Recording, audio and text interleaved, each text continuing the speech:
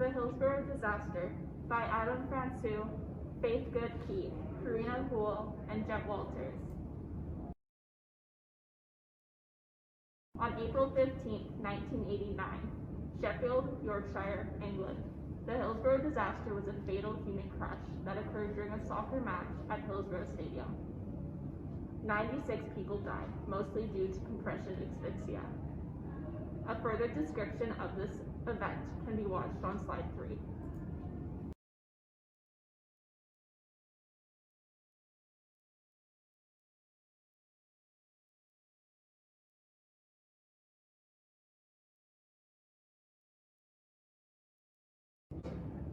As we can see in the video, there's multiple lacking preparations to deal with an emergency the way this one unfolded. And so that begins with the mitigations. So the mitigations they did take into account included the demographics. They separated fans according to which club they supported. But they were also not separated properly, as the Liverpool fans, who had the bigger club following, were given the smaller designation in the arena. The stadium capacity was taken into account, which was maxed out at its approximate 54,000 person capacity. And while these were taken into account, there was so many more lacking mitigations. So the event was run by the chief superintendent, who had never actually managed an event of this scale. So there was inexperienced event authorities, and the pen capacities were also not well designed or were far out of date for the type of possible threats that could occur. There was also a great rush of human traffic in two ways. So of course there was a mass of people waiting to get into the game in a very short amount of time, and they were also crammed through very narrow hallways which weren't meant to deal with that flow of traffic.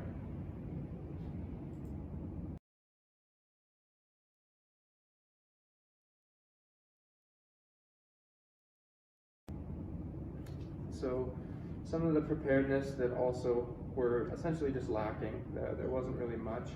Of course, they would have had the basic emergency policies and things in place, but there was not enough emergency personnel on site to deal with this. There was essentially the ones that were there were just left in shock and awe, trying to understand what to do. And there was no emergency declaration policy. And in a situation like this, it's clear immediately, having loss of life and injuries, that this was immediately an emergency, and it was not something that developed into an emergency. So it should have been declared almost instantly. And once it was declared, there was no emergency lanes for emergency personnel that were either on site or arriving to get through to the victims in need, because of how crowded the fans were in the pens, and as well, again, that lacking design, which is something that should have been taken into consideration for the potential of this disaster.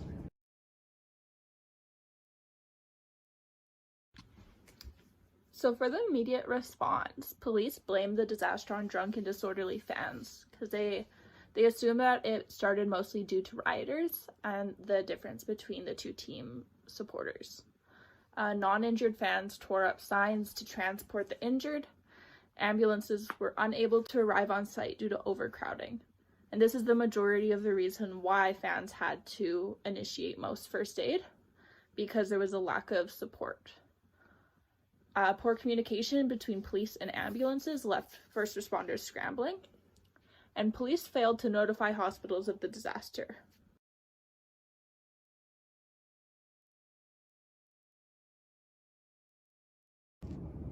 The legal response to the Hillsborough disaster had been a complex and elongated process. This is explained further in depth on the next slide. Rebuilding the stadium took a long time, as altercations to prevent similar disasters occurred. Altercations included reinforcing barrier fences, the removal of standing pens, and redesigning tunnels to encourage crowd dispersal. Every year, on April 15th, a memorial is held. Here are some important dates of the timeline for justice. In 1990, a statement made that no police officers would face charges.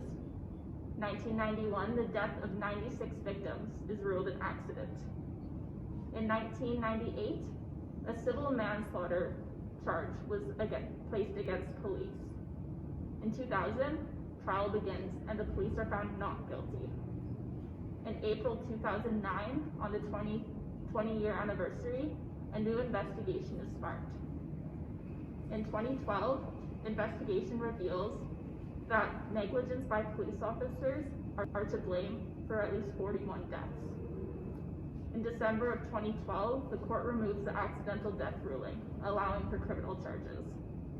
In 2016, after a 2-year-long trial, the jury determines the victims were unlawfully killed. In 2016, the Crown prosecution charges 6 people with the deaths, including Chief Superintendent David Duckenfield. In 2018, the accused plead not guilty to manslaughter by gross negligence. By 2019, the accused are found not guilty. In the aftermath of the events, there are many different ways in which the community came together to inspire resiliency and assist in the healing of those affected. This includes the Hillsborough laws, which were suggested and will be discussed later in the presentation as a way to further deter any events of this nature from happening again. Additionally, as stated before, there are many civilians that assisted in the treatment of the injured, showing just how strong of a community bond that was already in play.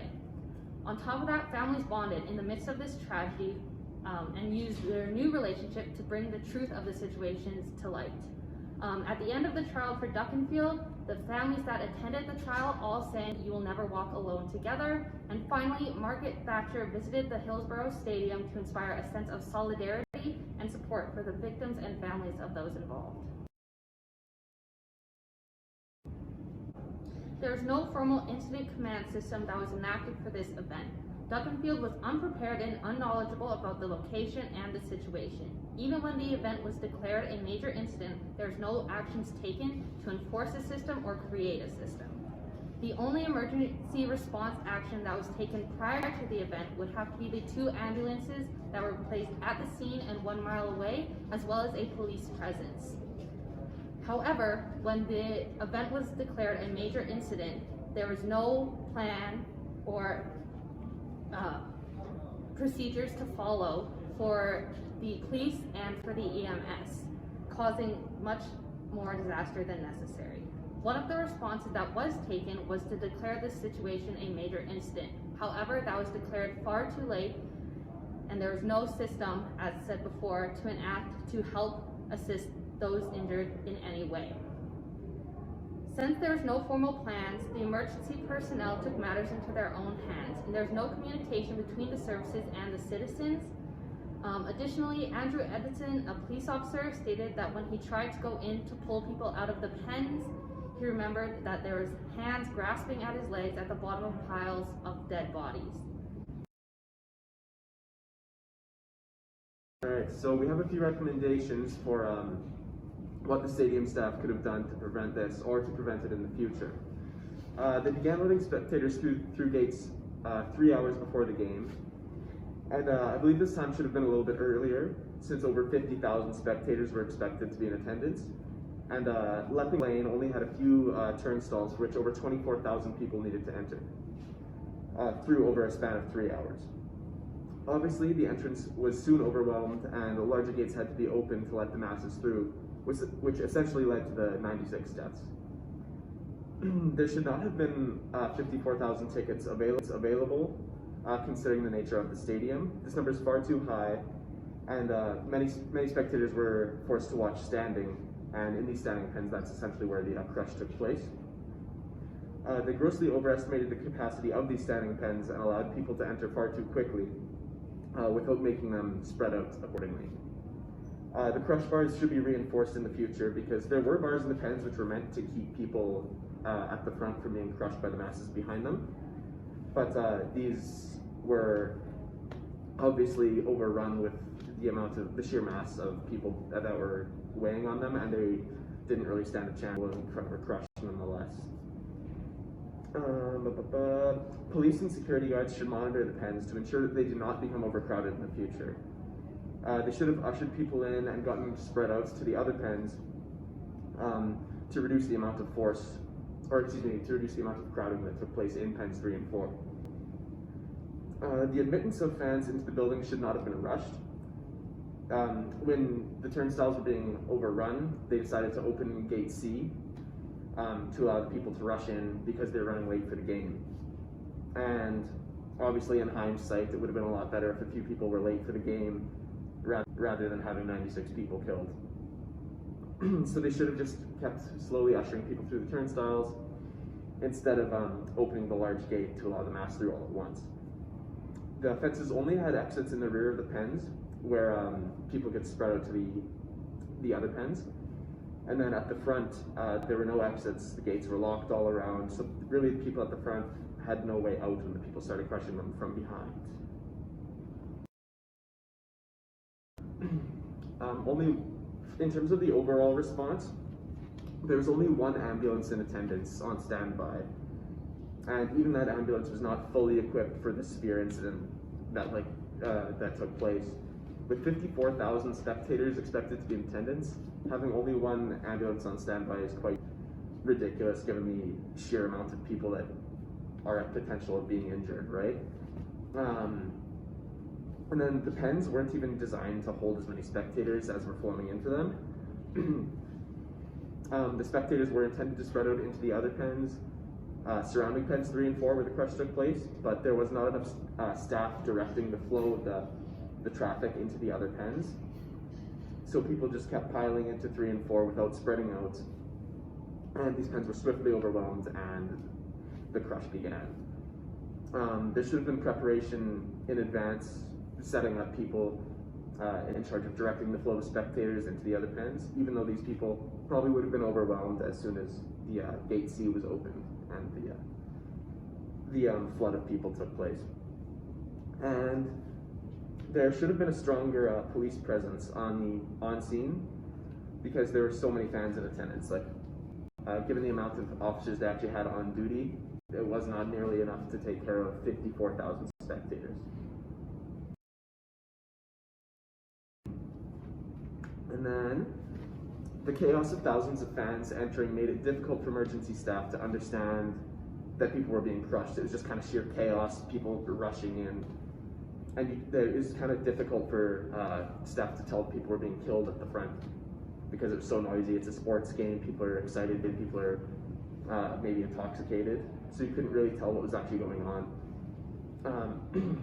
And there were few emergency vehicles on scene to begin with, but since they also didn't have emergency lanes, it was a struggle to get them actually onto the field where they were needed to begin assisting the injured and the dead.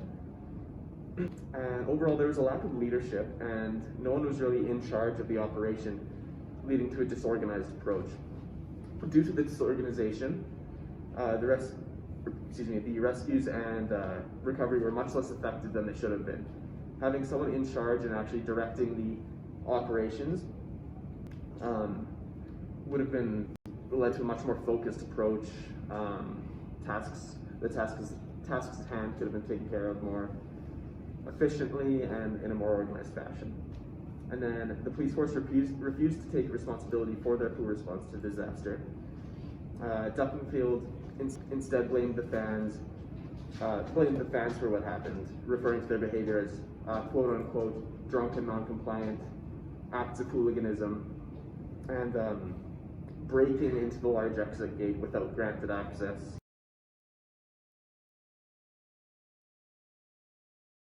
One unique observation that we discovered that came from this unfortunate event, as is often the case, was that there was some real social change. So the Hillsborough law is being pushed through the court system right now to be introduced. So I guess it's currently at the status of a bill. It's something comparable to the MAD program we have here, which is Mothers Against Drunk Driving, where there was, of course, a disaster that's happened, and then this has caused the victims to push for positive change in their own communities. So this Hillsborough law would put the onus on the public servants or the government or event organizers in this case to act at all times and be responsible at all times in the public interest. So they would be held responsible without debate for the events that occurred. So the design of the facility and the outcomes that occurred because of those flaws would all go back onto the event planners and then eventually towards the government.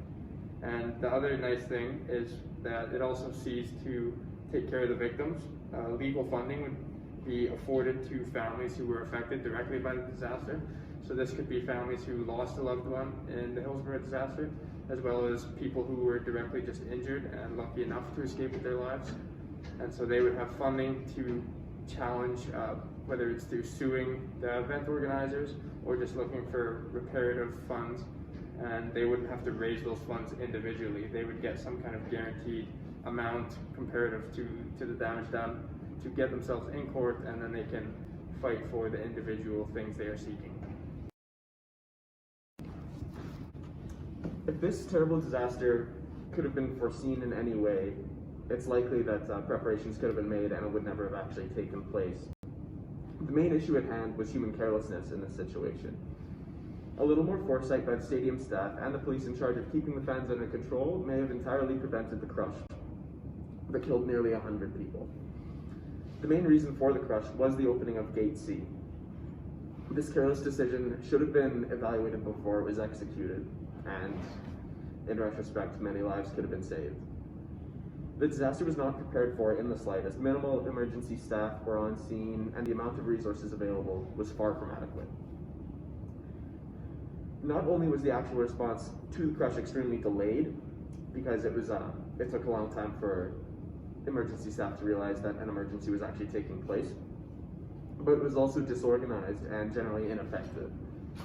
Such a preventable tragedy should never result in so many casualties.